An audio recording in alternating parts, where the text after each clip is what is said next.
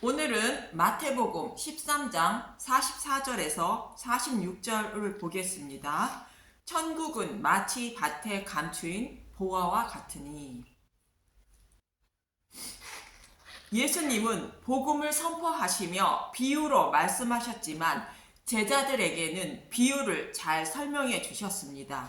그 이유는 그 어떤 사람도 스스로 복음을 깨달아 구원을 받을 수 없지만 택한 백성인 제자들은 복음을 알고 깨달아 구원을 받을 수 있도록 하기 위하여 비유를 잘 설명해 주신 것입니다.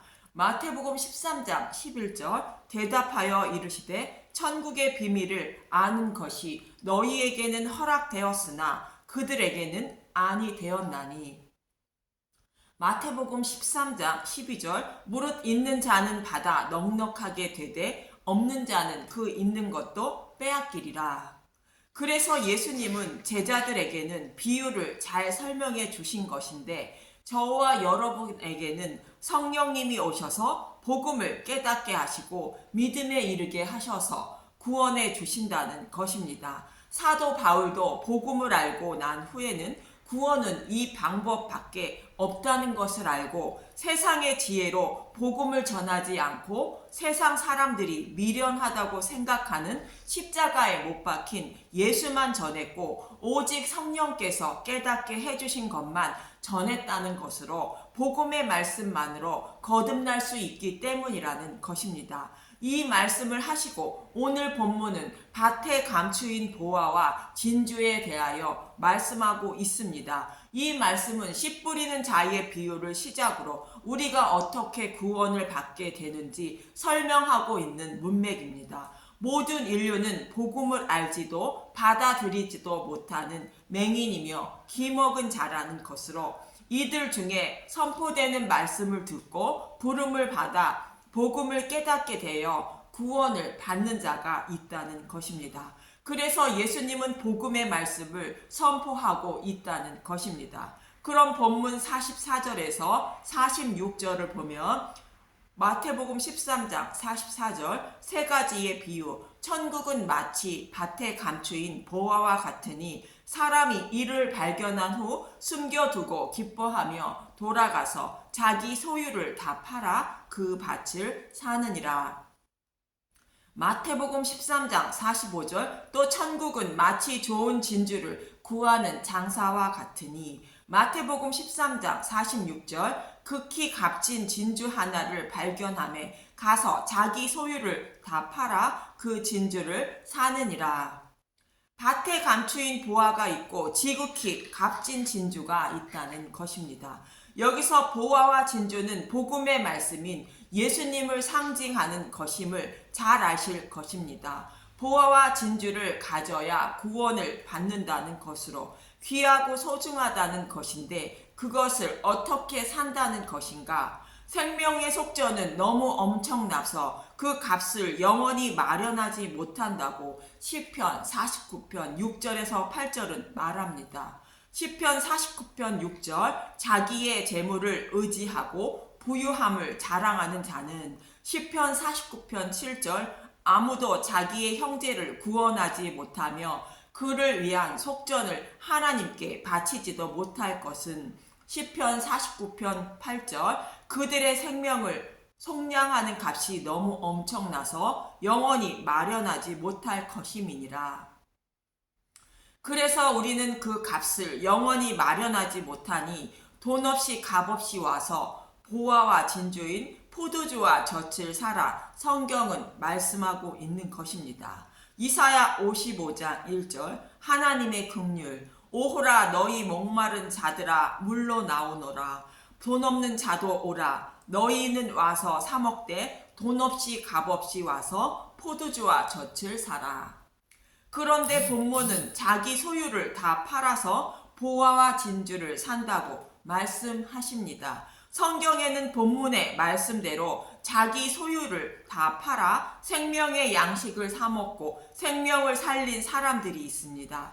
요셉이 애굽의 총리로 있을 때의 일인데 요셉이 7년 풍년 때에 양식을 잘 쌓아두고 7년 흉년이 들자 창고를 열고 백성에게 양식을 팔아 백성의 생명을 살리게 되는데, 창세기 41장 48절에서 49절과 56절을 보면 알 수 있습니다. 창세기 41장 48절, 요셉이 애굽 땅에 있는 그 7년 곡물을 거두어 각 성에 저장하되 각 성읍 주위의 밭의 곡물을 그 성읍 중에 쌓아두매. 창세기 41장 49절, 쌓아둔 곡식이 바다 모래같이 힘이 많아 세기를 그쳤으니 그 수가 한이 없음이었더라.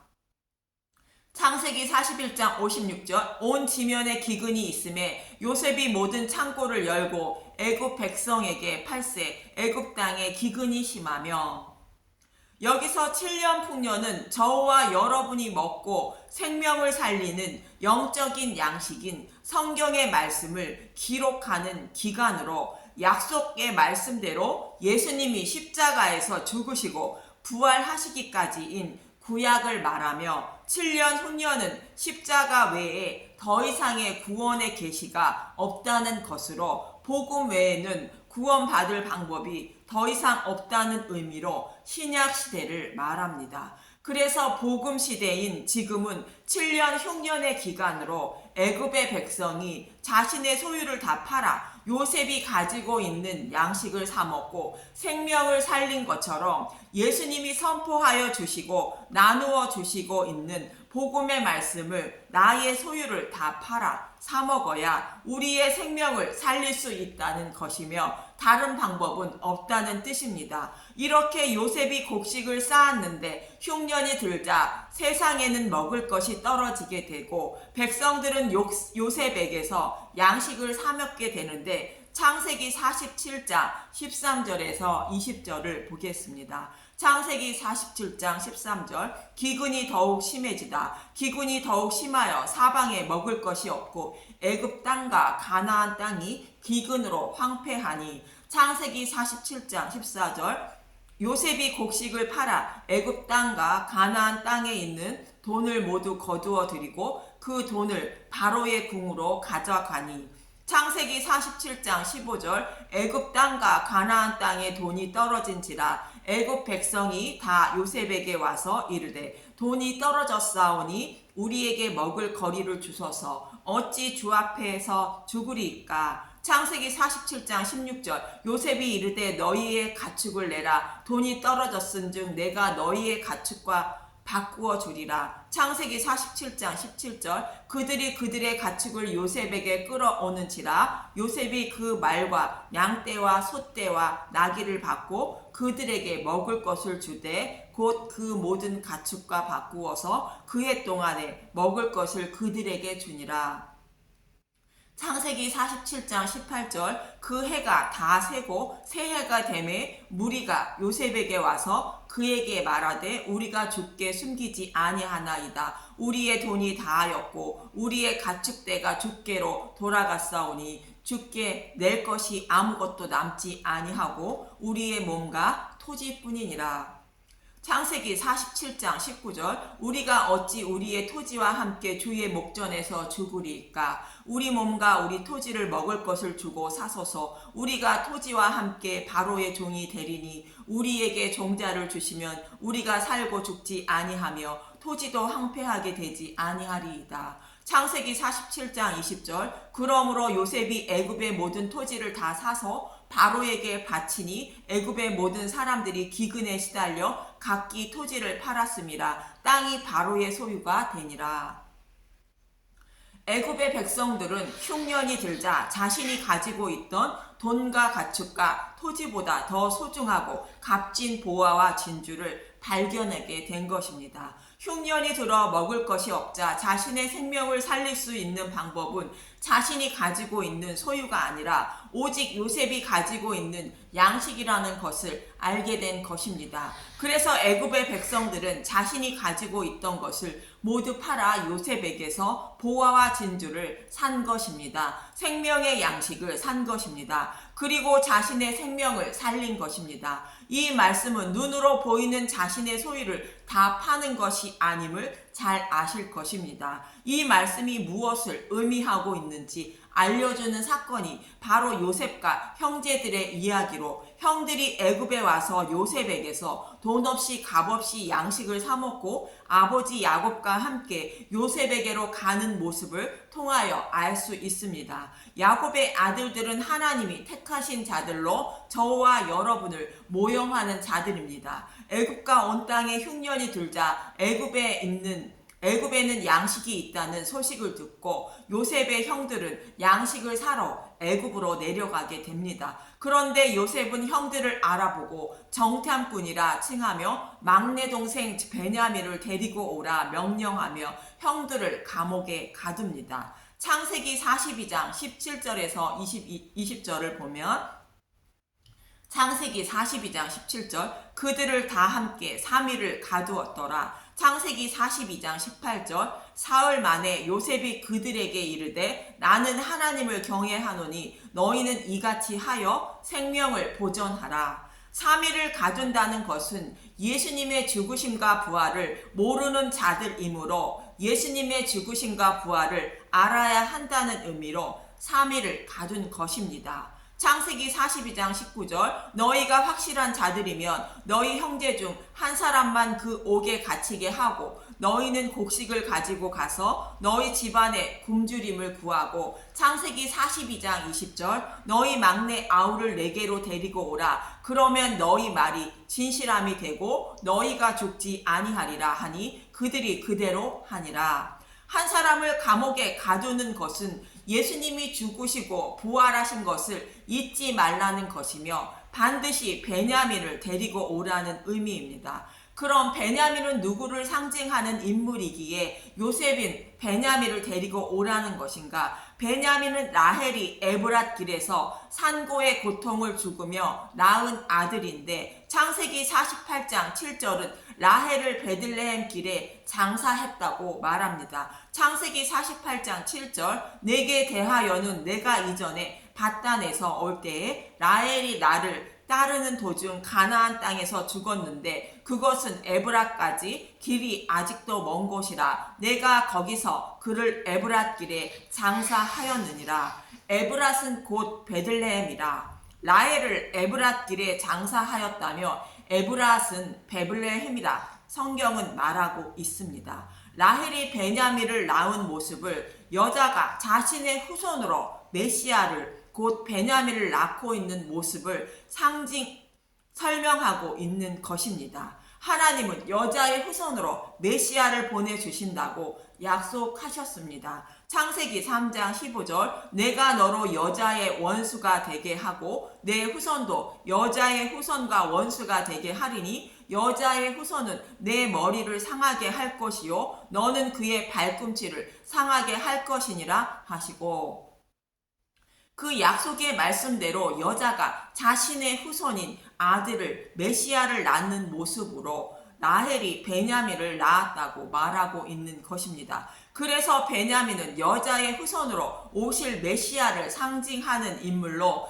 계시록 12장 1절과 2절에 5절을 보면 잘 설명할 수 있습니다. 계시록 12장 1절, 여자와 용, 하늘에 큰 이적이 보이니 해를 옷 입은 한 여자가 있는데 그 발 아래에는 달이 있고 그 머리에는 12별이 관이를 썼더라. 계시록 12장 2절, 이 여자가 아이를 베어 해산하게 되매 아파서 애를 쓰며 부르짖더라.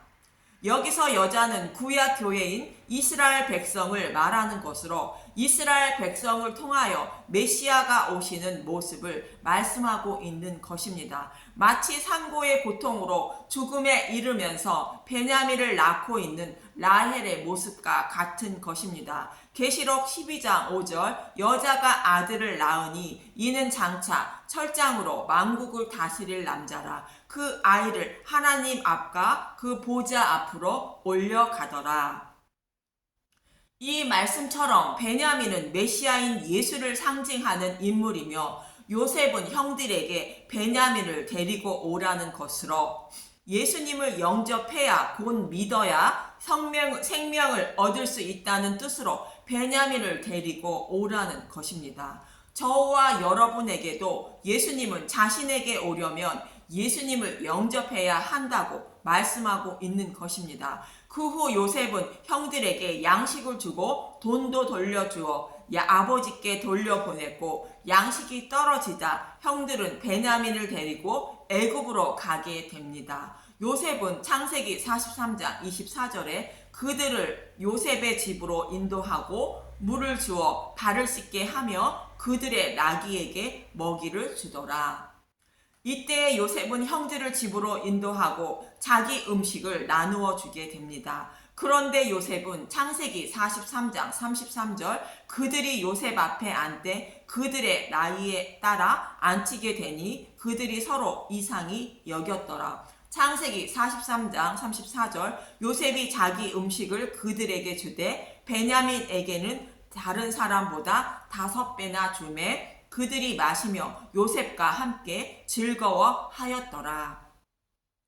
요셉이 베냐민에게는 다른 사람보다 5배나 준 것은 자신의 친동생이기 때문에 준 것이 아닙니다. 성경에서 5이라는 숫자는 모세 오경을 뜻하는 율법을 상징하는 숫자로 베냐민에게 자기 음식을 5배나 준 것은 예수님이 곧 베냐민이 세상 모든 죄를 지고 가시는 모습을 모형하고 있는 것입니다. 베냐민이 예수님을 상징하고 있는 것처럼 세상 죄를 지고 가는 예수님의 모습을 모형하는 것으로 세상 죄를 예수님께 베냐민이 지게 하셨다는 의미인 것입니다. 이어지는 말씀을 통하여 이 의미를 알 수 있는데 요셉은 형들에게 양식을 주고 돈도 돌려주어 보내지만 베냐민의 자루에 은잔을 넣게 됩니다. 창세기 44장 2절 또 내 잔 곧 은잔을 그 청년의 자루 아귀에 넣고 그 양식값 돈도 함께 넣으라 하매 그가 요셉의 명령대로 하고.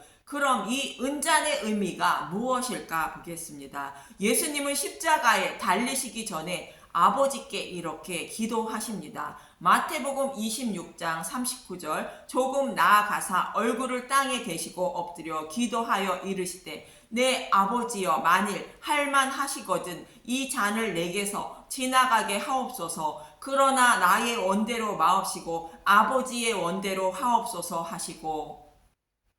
이처럼 이 잔은 십자가 대손의 잔을 말하는 것이며 은의 의미도 대속의 의미를 가지고 있습니다. 그래서 은잔은 십자가 대속의 잔을 말하는 것으로 은잔을 베냐민의 자루에 넣은 것은 십자가에서 대속의 제물에 죽으실 예수님을 모형하고 있는 것입니다. 요한복음 1장 29절 하나님의 어린 양을 보라. 이튿날 요한이 예수께서 자기에게 나아오심을 보고 이르되 보라 세상 죄를 지고 가는 하나님의 어린 양이로다. 바로 이 모습이 저와 여러분의 모든 죄를 지고 가시는 예수님의 모습으로 베냐민에게 요셉의 음식을 5배나 주고 그의 자루에 은잔을 넣은 모습인 것입니다. 이렇게 예수님이 대속의 제물로 죽으시자 휘장이 위에서 아래로 찢어지고 죄인들이 하나님과 화목하게 되어 하나님을 알게 되어 아빠 아버지라 부르는 한 가족이 된 것처럼 형들에게 얼굴을 숨기고 있던 요셉은 자신이 요셉임을 알리게 되고 화목하게 된 것입니다. 형들이 요셉과 화목하게 된 것은 베냐민은 화목 제물로 드려진 예수님의 모형인 것입니다. 창세기 45장 1절 요셉이 형제들에게 자기를 밝히다. 요셉이 시종하는 자들 앞에서 그 정을 억제하지 못하여 소리질러 모든 사람을 자기에게서 물러가라 하고 그 형제들에게 자기를 알리니 그때 그와 함께 한 다른 사람이 없었더라.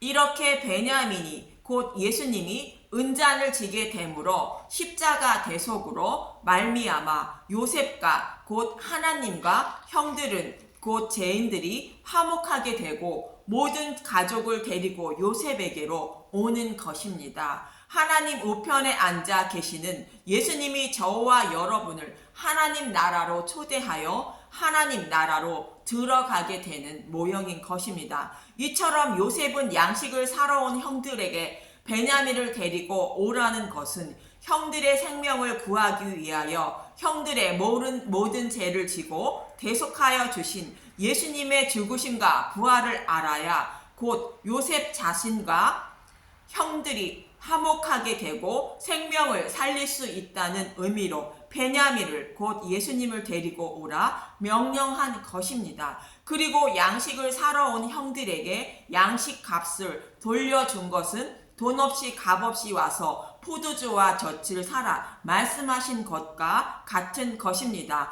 저와 여러분에게도 하나님은 베냐민을 곧 예수님을 데리고 와야 한다고 명령하고 있는 것으로 예수님의 죽으심과 부활을 알아야 하나님과 화목하게 되고 생명을 얻게 된다고 말씀하고 있는 것입니다. 그럼 요셉과 형들의 이야기와 애굽의 백성들이 자신의 소유를 다 팔아 요셉이 가지고 있는 양식을 사먹고 바로의 소유가 되어 생명을 살린 두 장면을 겹쳐 보십시오.